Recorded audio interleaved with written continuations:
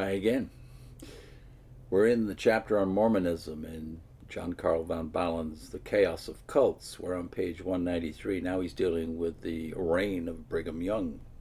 The Mormons under Young's leadership became excellent pioneers. For many years they had things entirely their own way.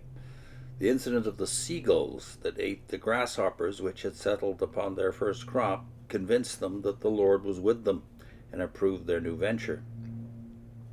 Hard pioneering conditions, frugal habits, tithing in the interest of their church made the early Mormons and their church rich. Soon missionaries were sent to England and other European countries to fetch converts, especially women.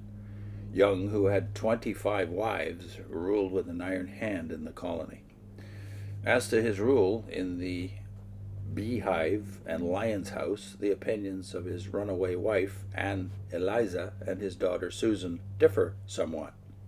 When in 1849, at the close of the Mexican War, Utah became American territory, the Mormons refused to be ruled from Washington. Had they not fled from the U.S. because of persecution, there followed a long history of diplomatic and other blunders on both sides, until finally Young, the first governor of the state of Utah, had to admit another governor.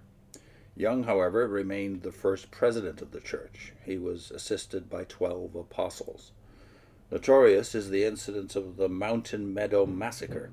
In 1857, an entire group of immigrants on their way from Arkansas to California during the gold rush was murdered in Utah. For this, the Mormon John D. Lee was executed by the U.S. government in 1877. Brigham Young lived to the age of 76 and died in 1877. After the United States obtained greater influence, the Mormons became known as good pioneers, although also as political intriguers. They continued to erect costly temples. Among these is the Great Ninth, or Mesa Temple in Arizona, built in 1927. Here visitors from every state are shown mural paintings portraying the history of Mormonism as twisted by the Mormons. In 1937, 2 more temples at Los Angeles and Idaho Falls were on the program of the church at a total cost of $2.6 million. On the hill Cumorah in New York, a tall monument now tries to convince large numbers of people of the truth of the Moroni Urim and Thummim legend. In 1956, Utah announced the opening of one of the biggest tourist attractions in California, to wit, their 10th temple, the Los Angeles Temple of the Church of Jesus Christ of Latter-day Saints, erected at a cost of $6 million, covering 25 acres at a height of 257 feet, topped by a golden statue of the angel Moroni. Besides an assembly room with a capacity of 2,600, a marriage sealing room, a room for the instruction of brides, a huge baptismal font, the second floor of the temple contains the 5 rooms, a series of classrooms explaining the purpose of life, where we come from, what we're doing, where we're going. These rooms are called successively the Creation Room, oval shape with murals of the sun and moon.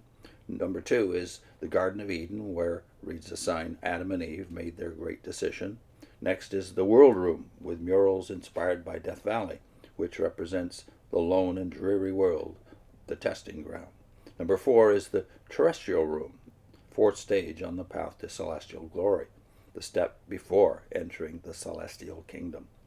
One of its walls opens into the 5th room, decorated as a luxurious sitting room, with well-upholstered chairs and settees, delicate murals, and elaborate chandeliers. This represents the celestial kingdom itself, where exalted man may dwell in the presence of God.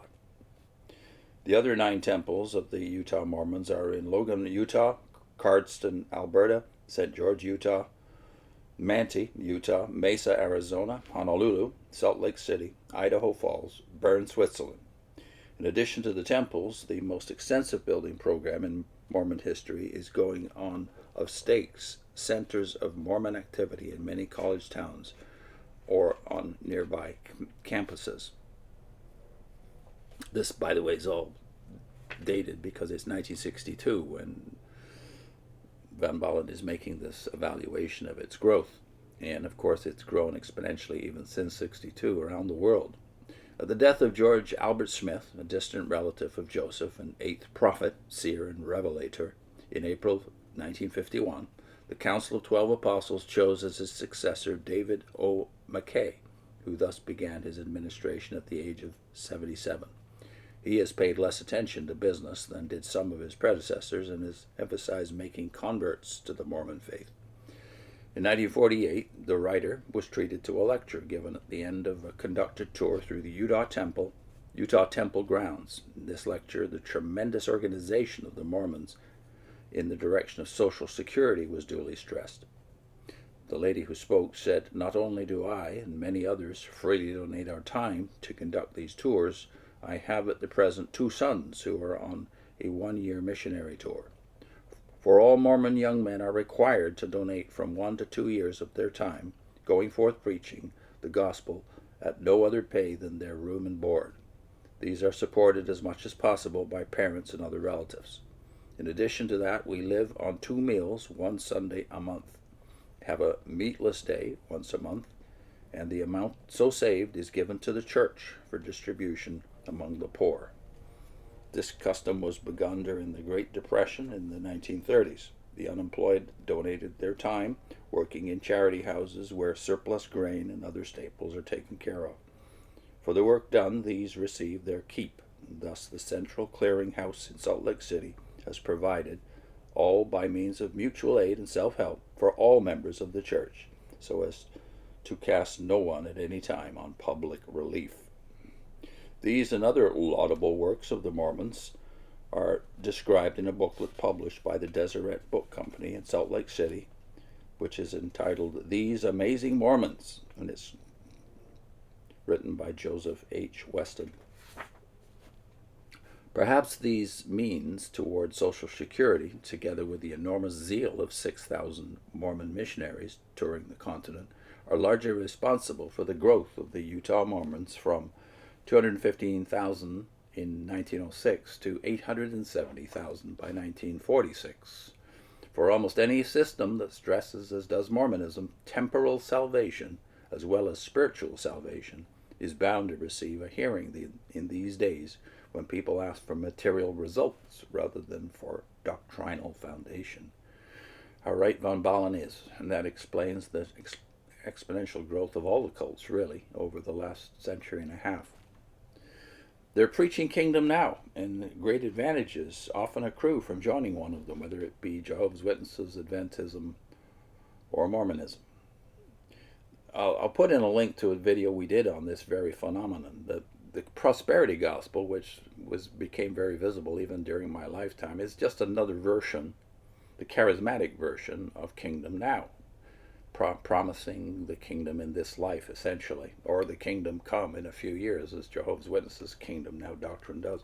So as to the JW doctrine of it, and comparing it to the prosperity gospel being preached on television too often, this is the video. I'll put it on the screen. Next time, the 2 factions of Mormonism. See you later.